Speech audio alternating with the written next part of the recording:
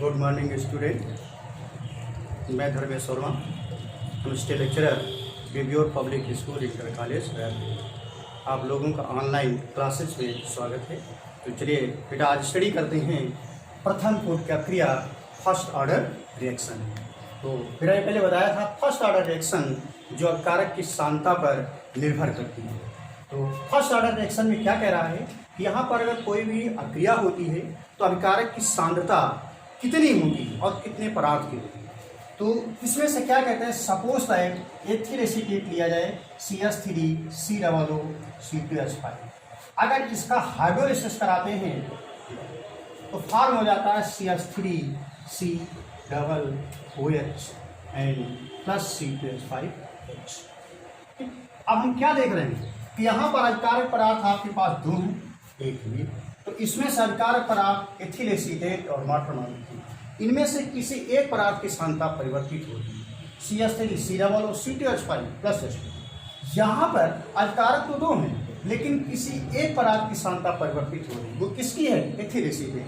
Water molecule जो है एक सॉल्वेंट है, विलायक है, इसकी सांद्रता में परिवर्तन नहीं होता है। इसे क्या लिख सकते हैं कि R प्रोपोर्शनल A की पावर 1, B की पावर हम क्या लिख सकते हैं 0, पर इसकी सांद्रता में परिवर्तन नहीं हुआ, इसलिए हम क्या लिख सकते हैं R equal to K A की पावर 1, A की power 1, R in proportion to K A की पावर 1, जहां K क्या है? एक वेग स्थिरांक है, वेलोसिटी कांस्टेंट। तो फर्स्ट ऑर्डर रिएक्शन का मतलब है वह क्रिया जिसमें से अक्रिया की दर अभिकारक की प्रथम घात के समानुपाती होगी, यानी किसी एक पदार्थ की सांद्रता परिवर्तित होती है, उसे हम प्रथम कोट की अक्रिया कहते हैं। डेफिनेशन एक बार फिर देख लीजिए कि क्या कह रहा है कि ऐसी अक्रिया जिसमें से अक्रिया की दर किसी एक अभिकारक पदार्थ अथवा प्रथम घात के समानुपाती होता है, प्रथम कोट की अक्रिया कहलाती है।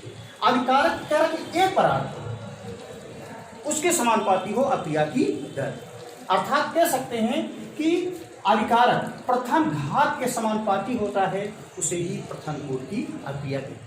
एग्जाम्पल में देखा हमने एथिल एसीटेट, वाटर मॉलिक्यूल बना, इसे एथिल एसीटेट और एथिल अल्कोहल, जहां पर एथिल एसीटेट की सांद्रता परिवर्तित हो रही है। अगर हम दूसरा एग्जाम्पल इसका देखते हैं तो सेकेंड एग्जाम्पल में जैसे क्या लेते हैं सुक्रोज C12H22OH।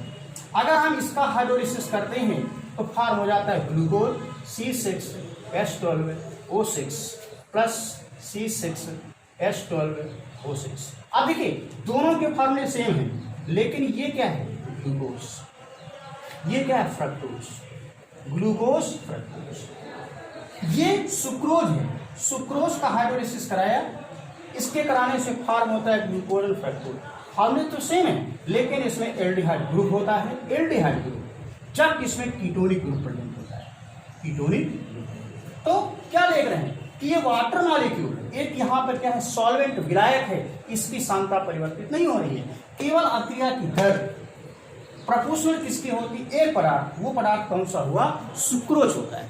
तो कह रहा है कि किसी भी अभिकारक की दर या क्रिया की दर किसी एक पदार्थ की सांद्रता के समानुपाती है, अर्थात प्रथम घात के समानुपाती होता है, उसे ही हम अक्रिया की प्रथम कोट की अक्रिया कहते हैं। इसका एग्जाम्पल फर्स्ट एंड सेकेंड।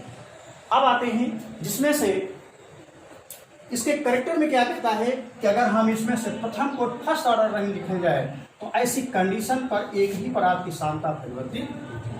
अगर हम इसकी यूनिट की बात करें, यानी इसमें से इसकी जो मात्रक है अक्रिया की दर उस पर डिपेंड करेगी, अर्थात यूनिट। फर्स्ट ऑर्डर रिएक्शन के प्रथम कोट की अक्रिया के लिए, प्रथम कोट की अक्रिया के लिए, अक्रिया के लिए वेग स्थिरांक का जो मात्रक है, वेग स्थिरांक का मात्रक, वेग स्थिरांक का मात्रक, ये इसका मात्रक क्या होगा? प्रति सेकेंड, सेकेंड इनवर्स। क्या बेटा समझे? सेकेंड इनवर्स, यानी इसकी जो यूनिट होती डिपेंड करेगी फर्स्ट ऑर्डर रिएक्शन की। प्रथम कोट की क्रिया के लिए वेग स्थिरांक का जो यूनिट होती है वो क्या सेकेंड इनवर्स होती है।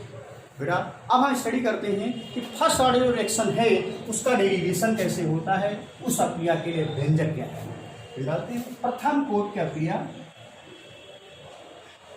प्रथम कोट की अक्रिया का व्यंजक यानी इक्वेशन ऑफ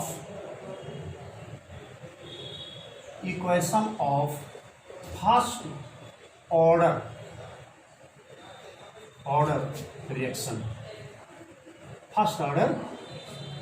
अब देखिए क्या करते हैं, डेरिवेशन करते हैं। अब इसका डेरिवेशन पे बात करते हैं। डेरिवेशन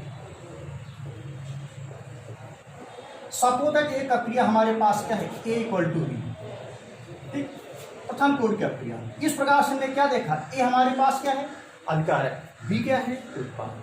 अगर सपोज दैट माना A जो होता है, माना सपोज दैट A जो अभिकारक है E प्रारंभिक मात्रा, प्रारंभिक मात्रा या सांद्रता क्या है, T।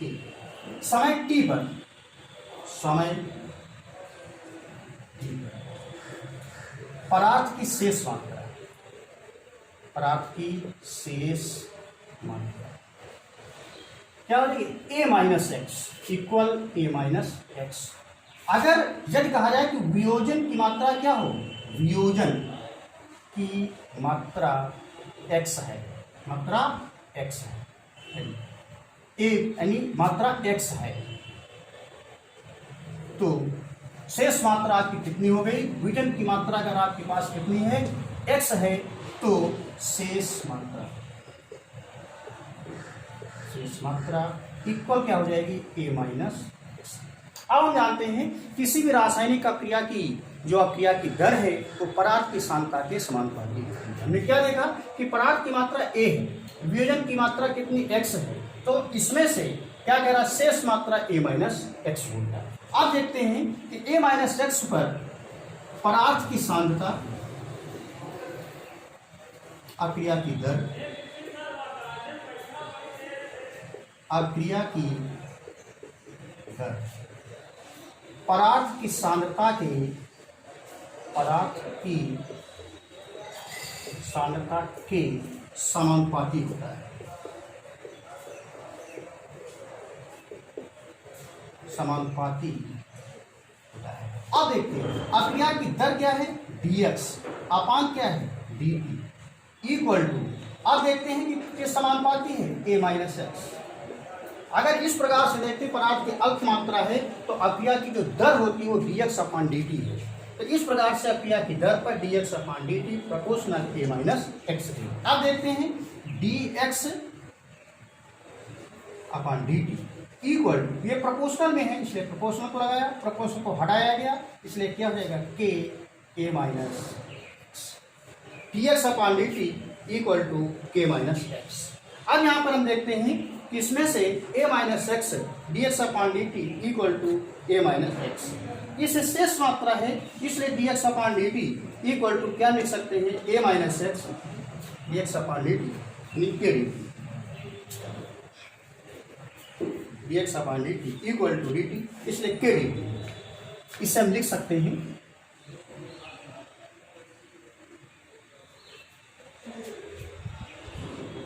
dx upon A minus x equal to K D. क्या देख किया, फार्मूले में हमने क्या dx A माइनस एक्स उठा लिया है, इसलिए dx upon A minus x equal to K D. Equation number first में अब क्या देखते हैं, इक्वेशन नंबर फर्स्ट समीकरण का समाकलन, समाकलन इंटीग्रेशन, इंटीग्रेशन करनी, इंटीग्रेशन करनी। अब देखते हैं equation dx upon A minus x के डी, इसका इक्वेशन किया गया, इसके लिए फार्मूला क्या हो जाएगा, minus log E A minus x equal के टी प्लस सी। ठीक है, ये क्वेश्चन फर्स्ट बना, इसका हमने क्या किया, समाकलन। तो minus log E A minus x equal to K T plus C, जहां पे सी क्या है, समाकलन स्थिरांक, समाकलन स्थिरांक, समाकलन स्थिरांक यानी इंटीग्रेशन कांस्टेंट। अब देखते हैं कि सपोज है t इक्वल टू क्या है, 0। यदि कहा जाए कि t इक्वल टू क्या है, 0, तो x इक्वल टू भी क्या है, 0।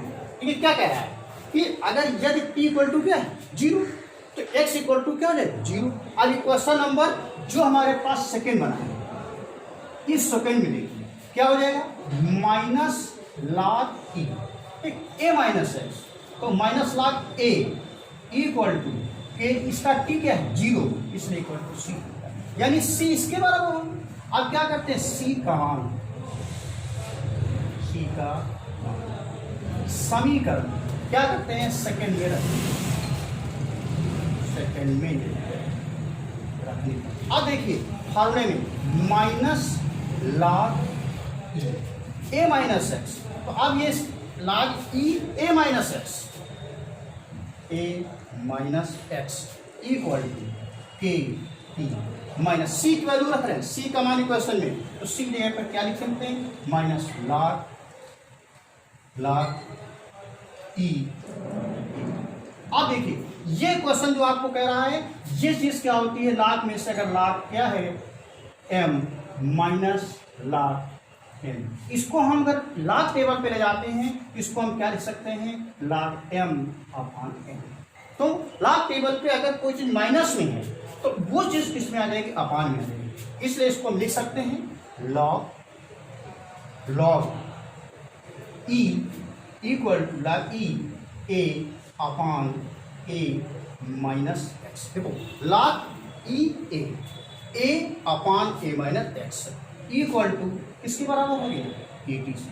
अब हम जानते हैं कि log E equal to base पे किस पे चेंज करते हैं, 10 के बेस, जब बेस पे ले जाते हैं तो ये बराबर होता है 2.303 लॉग, इसके बराबर होता है। अब देखते हैं कि लॉग ई, इस जगह पर आप क्या लिख सकते हैं, इधर देखिए 2.303 लॉग 10। अब देखो लॉग ई के बेस पे ये लिखा गया 2.303 log 10 A upon A minus x, A upon equal to T.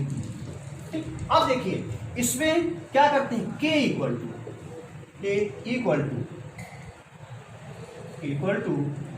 2.303 upon T को इधर ले आए, T log 10 A upon A minus X.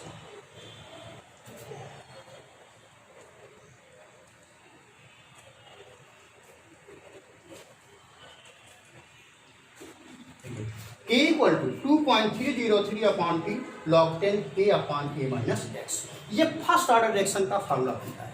तो क्या देखिए इस प्रकार से फर्स्ट ऑर्डर रिएक्शन का फार्मूला प्रूफ होता है, जिसके लिए formula A 2.303 upon T log 10 A upon A minus x. A यहाँ पे क्या है, प्रारंभिक मात्रा सांता, ए माइनस एक्स क्या है, शेष मात्रा, के यहाँ पे क्या है, वेग स्थिरांक, जहाँ पे के जो है वो क्या है, वेग स्थिरांक, वेग स्थिरांक।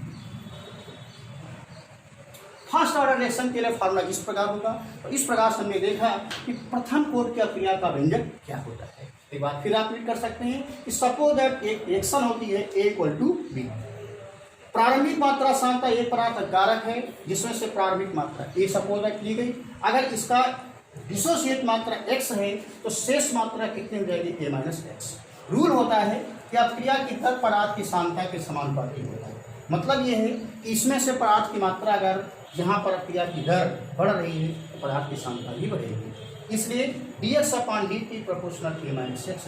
ये dx अपॉन dt किसके बराबर होगा, क्रिया की दर के, A minus x.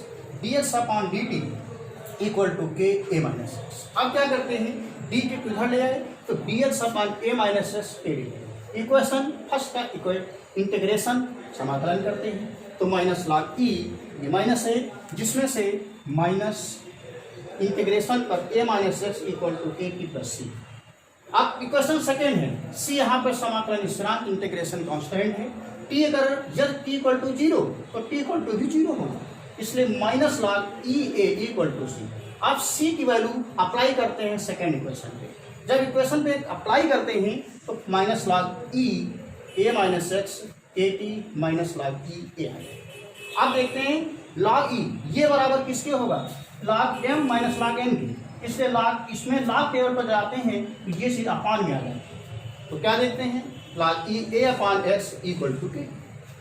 Log E base को चेंज करते हैं लॉग 10 पे, तो जब इसके इक्वल बराबर होगा तो इसकी वैल्यू लॉग ई की अप्लाई करते हैं 2.303 log N A upon A minus x equal to A.